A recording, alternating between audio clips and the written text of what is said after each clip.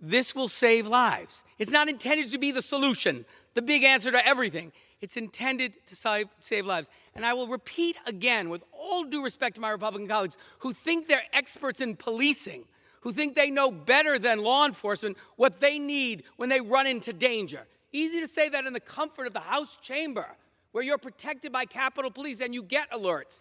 These are men and women that are running into bullets in communities that are threatened by it. You raised what happened on 14th Street.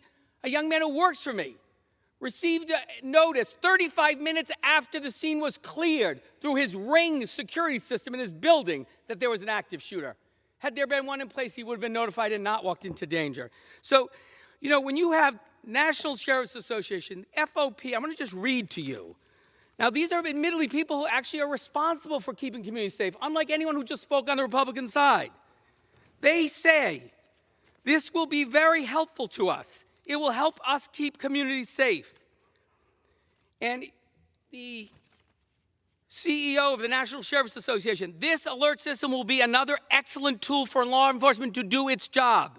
That's a quote. Brian Porter from the National District Attorneys Association, this bipartisan legislation creates a new alert system for law enforcement to alert the public when there are active shooters while also providing resources as our members work to keep our communities safe, end quote. Jerry Williams, president of the Major Chiefs Association, this will undoubtedly be a valuable tool and a resource for law enforcement agencies. Bill Johnson, the National Association of Police Organizations, the Active Shooter Alert Act will assist law enforcement in alerting citizens of an active shooter situation in their vicinity, keeping them away from the incident and maintaining their safety. And finally, Patrick Yoes, the national president of the Fraternal Order of Police, says this bill will help improve the ways officers and agencies communicate with the public about active threats. I could read 10 more quotes from people who actually do this work. And the North Carolina State Chiefs of Police have also endorsed this bill, which I think should be important to Mr. Bishop, who just spoke. But look, these are men and women who do the job every day. And they're saying they need this. It will be useful. It doesn't solve all the problems, but it works. And the notion that, well, you can just do it, it's redundant, it's just not true. This bill has in it provisions that will provide the development of protocols, the sharing of best practices, a law enforcement advisory group, things that will make sure the active shooter alert works even better. And it's made available to communities that may not have all those resources to support the implementation of this system. Can anyone say that every single American doesn't deserve to get this information and every member of law enforcement doesn't deserve to get this information so they don't go into a dangerous situation? I know it's difficult because you somehow have it in your head that Democrats are up to something.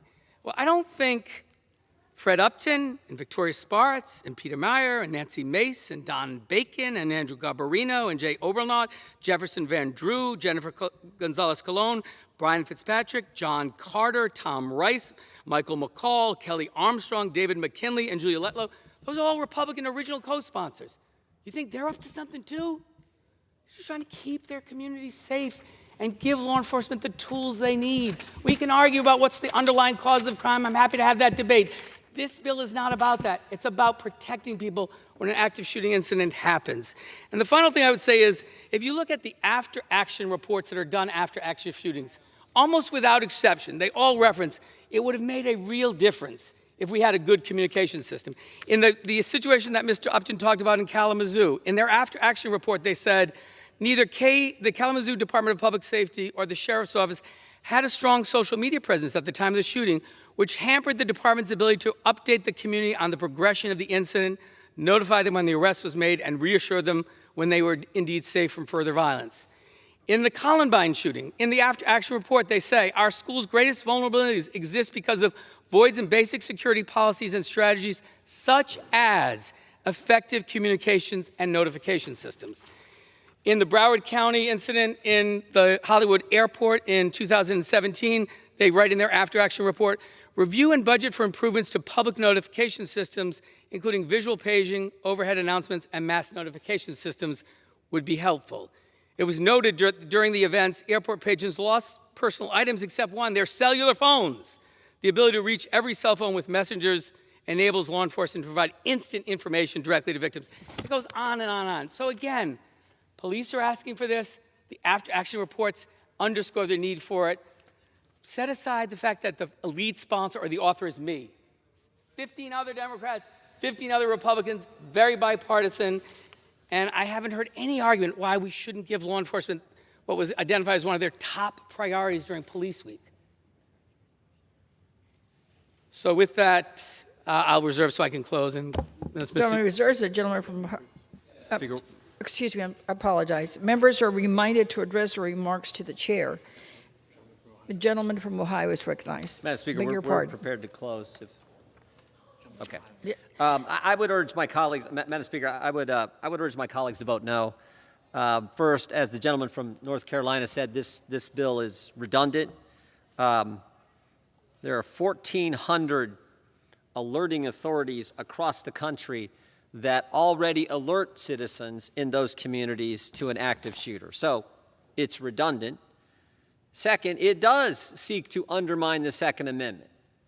And don't take my word for it. Take one of the Democrat supporters of the legislation on the Judiciary Committee.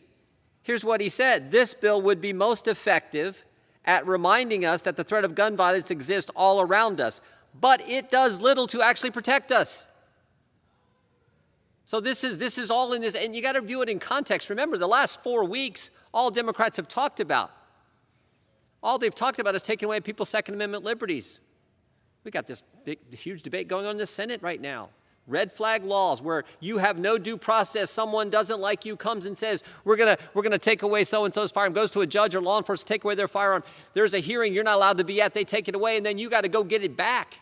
Your fundamental liberty, taking your property, your rights from you. This is the context with which they bring this legislation. And maybe the third most reason is I don't know who in their right mind would want to give the Department of Justice more authority in light of what we've seen from this Department of Justice. Frankly, I don't know why you'd give any Democrat-run Department of Justice more authority after what we've seen from the Obama Justice Department and now what we see from the Biden Justice Department. Obama Justice Department spied on the presidential campaign. The Biden Justice Department is treating moms and dads as terrorists, using domestic terrorist counterterrorism measures, the Patriot Act, against parents, for goodness sake. And we know that because we've had multiple FBI agents come forward as whistleblowers and tell us about the over 24 investigations into parents. One of those parents investigated simply because they owned a firearm. So that's the context and why we have concerns with this legislation. So I hope we vote no on this. I hope we do, and more importantly, I hope the Senate doesn't pass this package they're talking about, which would certainly undermine liberties of law-abiding American citizens. And with that, Madam Speaker, I yield back the balance of our time.